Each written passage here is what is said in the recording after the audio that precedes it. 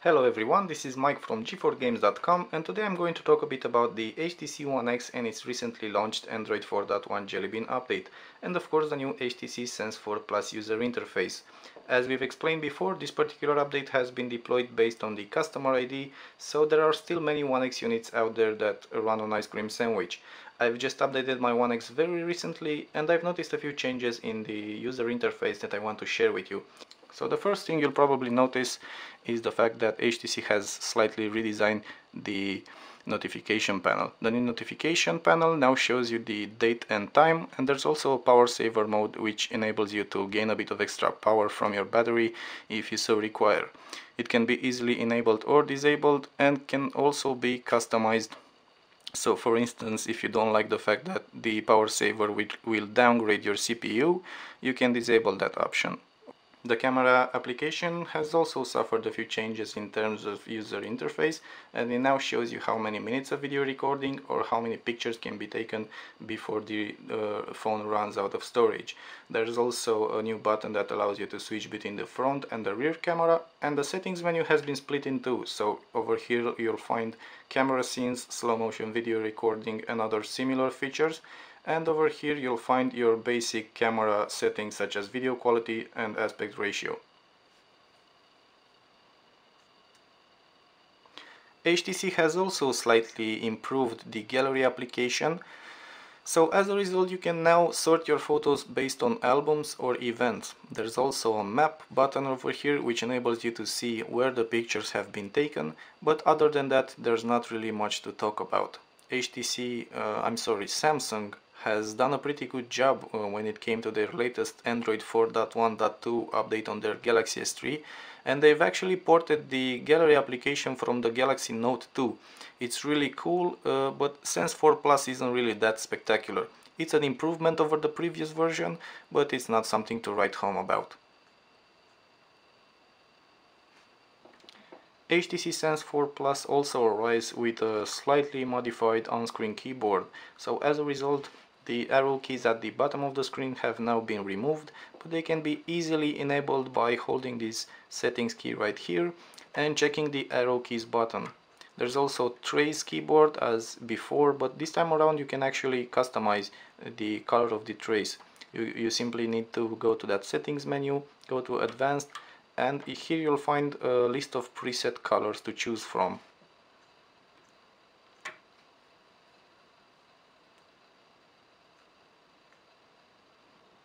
Since this is a Jelly Bean update, there's also Google Now on board, evidently. It can be easily accessed by holding down the home key. I have to admit though, I had a few issues with Google Now on my HTC One X simply because this is the international model and it lacked the English United States language pack.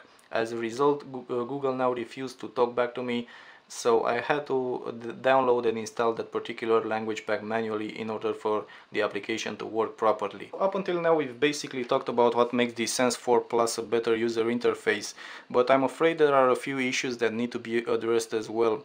For starters, the contact lock screen doesn't work well anymore when combined with the pattern security option. So before the update, if you were to drag a contact in order to make a phone call and you would have that pattern security option enabled, the security option would be bypassed in order for that phone call to commence. Now, as you can see, it doesn't work like that anymore, and I believe it's a bug. The reason I believe this is simply because if you reboot your One X, you can actually make a first phone call from the contact lock screen, but after you make that first phone call it doesn't work anymore. So hopefully HTC will actually fix this issue very soon for those of you out there that use this combo between the contact lock screen and the pattern security option. If you're not using this particular combo, then I think you're safe and there's no reason why you shouldn't update your HTC One X to Android 4.1 Jelly Bean.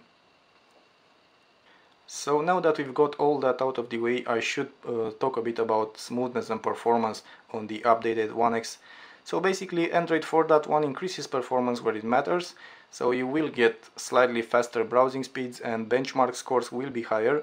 But when strictly speaking about the Sense 4 Plus user interface, I haven't noticed a huge difference. There's still a bit of animation choppiness, live wallpapers are pretty much as annoying as ever, because once again the animation suffers greatly when switching between home screens, despite the fact that HTC has actually removed some of the cool eye candy features. For instance, before this update, if you were to go to the app drawer and slide your finger across the tabs at the bottom, you would get that cool 3D effect, which has now been completely removed. The problem is that even if you're not using live wallpapers and you actually enjoy 2D wallpapers more, HTC has decided to actually remove the parallax effect.